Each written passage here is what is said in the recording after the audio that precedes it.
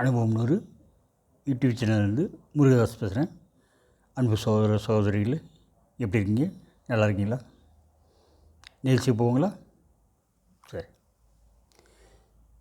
இன்றைக்கு நம்ம இந்த எபிசோடில் எடுத்துக்கிட்ட டாபிக் வந்து டூ வீலர் சென்டிமெண்ட்.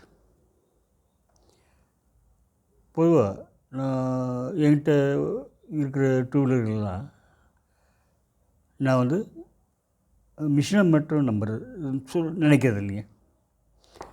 அதை விட ஒரு படி தாண்டி அதை வந்து உயிரில் ஒரு பொருளாக தான் நினைக்கிறேன். ஸோ அதுக்கு உண்டான மரியாதை கொடுத்து மதிப்பு கொடுத்து பண்ணுவேங்க. டெய்லி ஓட்ட ஆரம்பிச்சுமே அது தொட்டு கும்பிட்டு அப்போ தான் ஓட்டுவேங்க. யாருக்காவது நான் டூ வீலர் கற்றுக் கொடுக்க நேர்ந்தால் கூட அவங்கக்கிட்ட நான் சொல்கிற முதல் பாடம் அதுதான்.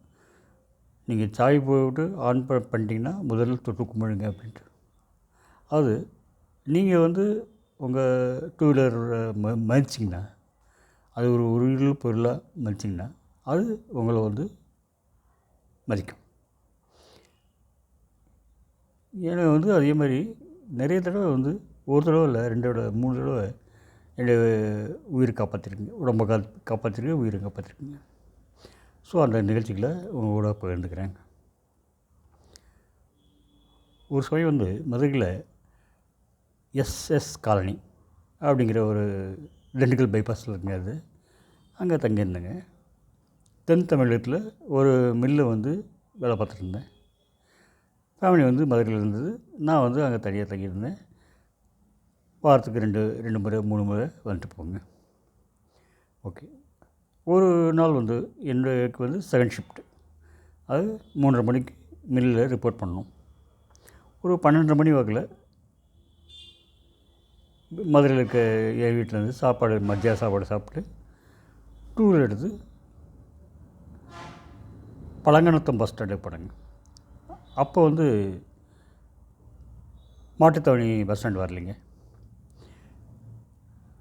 ஆரப்பாளையம், அண்ணா நகர், பழங்கநத்தம், பெரியார் நிலையம், இந்த மாதிரி 4 டைப் இருந்துச்சு.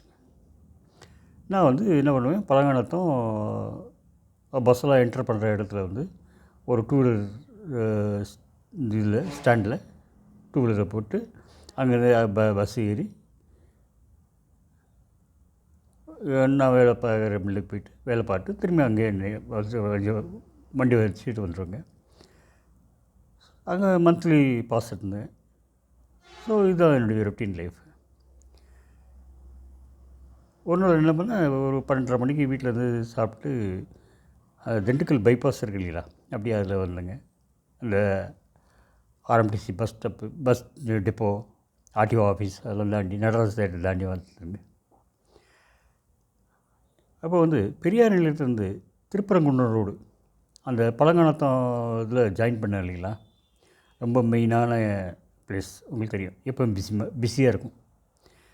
அந்த கார்னரில் கரெக்டாக அந்த 3 ரோடு சேர்கிற இடத்துக்கு வந்துட்டு இருந்தேங்க. மிதமான ஸ்பீடில் வந்துருந்தேன். ஓவர் ஸ்பீடு, மிதமான ஸ்பீடு. அப்போ வந்து உச்சி வெயில் 12:30 மணி நல்லா பழகுதுங்க. கம்பேரிட்டிவ்லி பார்த்தா கொஞ்சம் டிராஃபிக் கம்மி தான். காலையில் சாயந்தரம் மாதிரி பீக் ஹவர்ஸ் கிடையாது. அப்போ பார்த்தீங்கன்னா கரெக்டாக அந்த முக்கில் வரும்போது ஒரு பெரியவர் வந்து சட்டுன்னு ரோடை கிராஸ் பண்ணாங்க. ரோடு கிராஸ் பண்ணால் நான் வந்து உடனே வந்து பிரேக் அப்ளை பண்ணிட்டேன், வண்டி ஸ்லோ பண்ணிட்டேன், எல்லாம் பண்ணிட்டேங்க. மோதிமோ அப்படின்ட்டு ஒரு பதட்டம், சத்தம் போட்டு வந்துடுறேன். ஒதுங்க பெரியவர் ஒதுங்குன்ட்டு சத்தம் வேறு போட்டுறேன். அங்கே வந்து பக்கத்தில் பார்த்திங்கன்னா ஆட்டோ ஸ்டாண்டுங்க. 4-5 ஆட்டோ டிரைவர்ஸ் வந்து எல்லாம் நடக்கிற சம்பவத்தெலாம் பார்த்துட்ருக்கேன். நம்ம இவர் கிராஸ் பண்ணுறது, சக்கரன்னு கிராஸ் பண்ணுறது, நான் பிரேக்கு அப்ளை பண்ணுறது, கத்திக்கிட்டே வந்தது எல்லாம் பார்த்தாரு. இவ்வளோ மணியும் ஒன்றும் பிரயோஜனம் இல்லைங்க. டூ வீலர் நேராக போய் பெரியவர் மேலே மோதி கீழே தள்ளிடுச்சு. அவர் மல்லாக்க அப்படியே கீழே வந்துட்டார். ரோட்டு மேலே விழுட்டார், நடுவு ரோட்டில் விழுட்டார். 2 கையும் வச்சுக்கிட்டு இருந்திருக்காரு. பேச்சு மூச்சு இல்லை. அவர் கண்ணாடி போட்டிருந்தார், மூக்கண்ணாடி. அது வந்து சுக்குநூறாக உடஞ்சி போச்சுங்க. அப்புறம் பக்கத்தில் இருக்க அந்த ஆட்டோ ஸ்டாண்டில் இருந்த டிரைவர்ஸ்லாம் 4-5 பேர் வந்துட்டாங்க. வந்துட்டு தண்ணி இருந்தால் யாராவது கொண்டு வாங்க அப்படின்னாங்க. என்கிட்ட தண்ணி இருக்குங்க, நான் வேலைக்கு தான் போகிறேன், என்கிட்ட பேக்கில் தண்ணி இருக்குன்ட்டு தண்ணி எடுத்து கொடுத்தாச்சு. தண்ணி எடுத்து மூஞ்சியில் அடித்தோம். மூஞ்சில் தெளிஞ்சிட்டார், மூச்சை தெளிஞ்சிட்டார். கை காலில் கொஞ்சம் சிதைப்பு தான், அதிக அடியெல்லாம் ஒன்றும் பண்ணலைங்க. அப்புறம் அவரை கைத்தாங்கலாக கொஞ்சம் அழைச்சிட்டு போய் ஓரம் ரோடு ஓரத்தில் உள்ள மரத்து கீழே படுக்க வச்சு கொஞ்சம் ஆசுவாசப்பட்டோம். அப்புறம் தான் அவருக்கு வீட்டில் ஏதோ ஒரு குழப்பமான நிலைமை, வறுமை நிலையில் இருக்கார். வீட்லேயும் கொஞ்சம் டென்ஷனுங்க.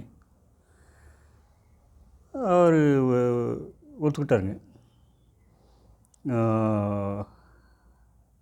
வீட்டில் டென்ஷன் இருக்குதுன்னு ஒத்துக்கிட்டார். அங்கே ஆட்டோ டிரைவர்லாம் பார்த்ததுனால நேராக பார்த்துட்டு இருந்ததுனால, சார் ஒன்றும் பிரச்சனை இல்லை, ஒன்றும் இல்லைங்க, உங்கள் மேலே தப்பு இல்லைங்க அப்படின்ட்டு ஆரம்பித்து சொல்லிட்டாங்க. அப்புறம் கொஞ்சம் நேரம் பேசினதில் அவனுக்கு தெரிஞ்சு போச்சு, ஏதோ வீட்டில் மக வீட்டுக்கு தான் போயிட்டு வந்திருக்காரு, ஏதோ டென்ஷன்.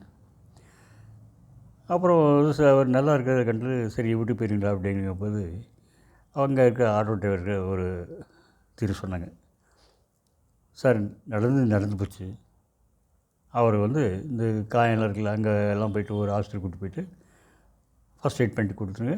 அவருடைய மூக்கு கண்ணாடி அதை வந்து வேறு மாற்றி கொடுத்துருங்க. கொஞ்சம் சாப்பாடு மதியம் சாப்பாடு வாங்கி கொடுத்துருங்க அப்படின்னாங்க.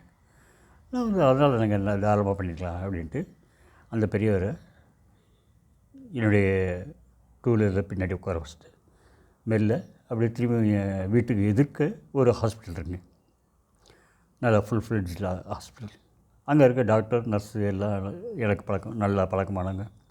அங்கே கூட்டி போயிட்டு அவங்க ஃபஸ்ட் எய்ட் கொடுத்து நல்ல தரமான சிகிச்சை கொடுத்துட்டு நேராக ஆப்டிக்கல்ஸ் கடைக்கு போயிட்டு அங்கே அவருக்கு புதுசாக கண்ணாடிக்கு ஆர்டர் கொடுத்தது. அந்த கண்ணாடி ரெடியாகிற முடிய ஒரு நல்ல ஹோட்டல் பக்கத்தில் இருக்கிற நல்ல ஹோட்டலுக்கு கூட்டி போயிட்டு நல்ல சாப்பாடு சாப்பிட்டு கையில் கொஞ்சம் செலவுக்கு பணமும் கொடுத்து திரும்பி அங்கே கடைக்கு போய் மூக்கண்டி வாங்கிட்டு அவருக்கு வேண்டிய எங்கே பஸ்ஸில் ஏற்றுறமோ ஏற்றி விட்டு அவர் நன்றி சொல்ல நானும் நன்றி சொல்ல அனுப்பிட்டோங்க.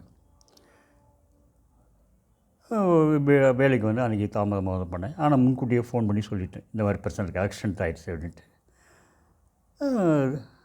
தலைக்கு வந்தது தலைப்பாடு பரிசு. இன்னொரு சமயங்க கோயம்புத்தூரில் இருந்ததுங்க. எங்கன்னா காந்திபுரம் பஸ் ஸ்டாப் இருக்குல்ல, அங்கே ஜெயில் ரோடு பஸ் ஸ்டாப் இருக்கு இல்லையா, அங்கேருந்து அவினாசி மேம்பாலம் போகணும். நான் கரெக்டாக நான் வர்றப்போ ரெட் சிக்னல் வந்துடுச்சு. ஸோ வண்டி நிப்பாட்டிங்க, வரிசையாக பின்னாடியெல்லாம் வண்டியெல்லாம் நிற்கிது. அப்போ வந்து மேம்பாலம் கட்டலைங்க. அந்த சிக்னல் மாறினுமே ஒவ்வொரு வாகனமும் எவ்வளோ ஸ்பீடாக ராக்கெட் வேகத்துக்கு இப்போ கிளம்புவாங்கன்னு உங்களுக்கு தெரியும். அதே மாதிரி இப்போ நான் ஸ்டார்ட் பண்ணிட்டு கிளம்புறேன், பக்கத்தில் இன்னொரு ஆட்டோ நின்றுது, அதுவும் இப்போ ஹை ஸ்பீடாக கிளம்பிச்சு. அந்த ஆட்டோவில் ஏதோ ஒரு நீளமான ஒரு பொருள் இருந்துச்சு, ஒரு சாஃப்டோ என்னமோ தெரில, குச்சியோ என்னமோ தெரில. அது கரெக்டாக என்னுடைய டூ வீலர் தட்டி விட்டுருச்சு, என்னுடைய பைக்கை தட்டி விட்டுருச்சு. பைக்கை தட்டி விட்டோமே, பைக்கு வந்து அந்த ரோட்டில் வந்து அப்படியே ஜிக்ஜாக்காக போக ஆரம்பிச்சிச்சு, அப்படியே உலண்டு போக ஆரம்பிச்சிச்சு. அது அந்த ஏரியா தான் பிஸியான ஏரியாச்சுல, காலையில் 11 மணி போல் இருக்கும். அங்கே ரோட்டில் இருக்கிறவங்கெல்லாம் வந்து சரி இன்றைக்கி ஒரு சம்பவம் நடக்க போகுது அப்படின்ட்டு அவ்வளோ இது பார்த்துட்டாங்க. நான் கொஞ்சம் பதட்டப்படாமல் கொஞ்சம் சுதாரிச்சுக்கிட்டு ஸ்பீடை குறைச்சி கியரில் கொஞ்சம் நீட்டர் கொண்டு விட்டு பிரேக் நல்லா அப்ளை பண்ணிட்டு அப்படியே வண்டியை ஸ்டெபிலைஸ் பண்ணி ஒரு ஓரமாக கொண்டு போய் நிப்பாட்டிட்டேன். பார்த்துட்டு இருந்தவங்கெல்லாம் பக்கத்தில் வந்து என்னங்க எதாவது அடிபட்டுருங்களா எனக்கு அன்பை விசாரித்தாங்க. ஒன்றும் அடி எதுவும் பண்ணலைங்க அப்படின்னு சொல்லிட்டு பக்கத்தில் வந்து அன்னபூர்ணா ஹோட்டல் இருந்துச்சுங்க, அங்கே போய் ஸ்ட்ராங்காக ஒரு காஃபி சாப்பிட்டு கொஞ்சம் ஒரு அரை மணி நேரம் கழித்து திரும்பி போனேங்க. என்னுடைய வேலைக்கு போட்டேங்க. எந்த பிரச்சனையும் இல்லைங்க. மற்றும் ஒரு சம்பவம் அதே கோயம்புத்தூரில் என்னென்னா, இப்போ வந்து இது வந்து நான் கணபதி பஸ் ஸ்டாப்பில் இருந்தது. சரிங்களா? அங்கே இதே மாதிரி சிக்னல் ப்ராப்ளம். ரெட் சிக்னல் இருந்து அடுத்தது க்ரீன் சிக்னல் மாதிரி ஸ்டார்ட் பண்ணி வேகமாக போனோம். அதே மாதிரி தான் வேகமாக போகும்போது ஒரு ஆட்டோவோ இல்லை டூ வீலர் தெரியலிங்க, டக்குன்னு உரசிட்டு தட்டி விட்டுருச்சு. தட்டி விட்டு நான் கீழே வந்துட்டேன். நம்ம வண்டியோடு சேர்ந்து நான் கீழே ரோட்டில் விழுந்துட்டேன். நான் கீழே விழுந்த பார்த்து வண்டியில் ஒதுங்கி போயிட்டாங்க. எழுதி பார்த்தோம்னா கியர் லிவர் இருக்குதுங்களா, அது வந்து உடஞ்சி போச்சு. அப்புறம் வண்டியை பக்கத்தில் தான் ஹெல்ப் பண்ணாங்க. நானும் வண்டியை தூக்குறது ஒவ்வொருத்தர் போய் நிப்பாட்டி பார்த்தோம்னா அந்த லிவர் உடஞ்சிருந்தது. வண்டியை சர்வீஸ் விடணுமே, பக்கத்தில் தான் டூ வீலர் ஒர்க் ஷாப் இருந்தது. அது முடியாது போகணும்ல. அப்புறம் வந்து ஒரு பக்கத்தில் இருக்கிறது கொஞ்சம் கஷ்டப்பட்டு ஸ்டார்ட் பண்ணி கொடுத்தாருங்க. ஸ்டார்ட் பண்ணிட்டு அது ஃபஸ்ட் கியரில் போட்டிருக்கேங்க, நீங்கள் அப்படியே ஓட்டிட்டு போங்க, பக்கத்தில் தான் ஒர்க் ஷாப் இருக்குது, ஓட்டிட்டு போங்க, அங்கே சர்வீஸ் பண்ணி வாங்கிட்டு செக் பண்ணிவிட்டு நீங்கள் வீட்டுக்கு போயிடலாம் அப்படின்னு.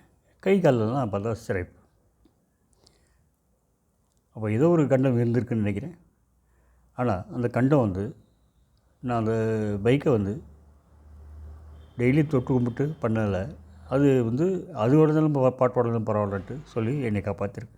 போய் ஆஸ்பத்திரிக்கு போயிட்டு என்னென்ன இன்ஜெக்ஷன் டிடி இன்ஜெக்ஷன் ஒன்று எடுத்துகிட்டு சிறப்புகள்லாம் இது பண்ணிட்டு அப்புறம் வந்து மற்ற அலுவலகளை பார்த்தேன். ஸோ இந்த சென்டிமெண்ட்டு டூ வீலர் சென்டிமெண்ட் வந்து நல்லா ஒர்க் ஆகுதுங்க. உங்கள்கிட்டையும் டூ வீலரோ ஃபோர் வீலரோ இருந்தால் வண்டியை ஸ்டார்ட் பண்ணும்போது அதை தொட்டு விட்டு எடுத்திங்கன்னா நல்லதுன்னு எனக்கு படுது. ஏன்னா அதுவும் ஒரு உயிருள்ள ஜீவன் தான். தர்மம் தலைக்காக்கும், தக்க சமயத்தில் உயிர் காக்கும். இல்லை, டூ வீலரும் ஃபோர் வீலரும் கூட உயிர் காக்கும் தக்க சமயத்தில். நன்றி, வணக்கம்.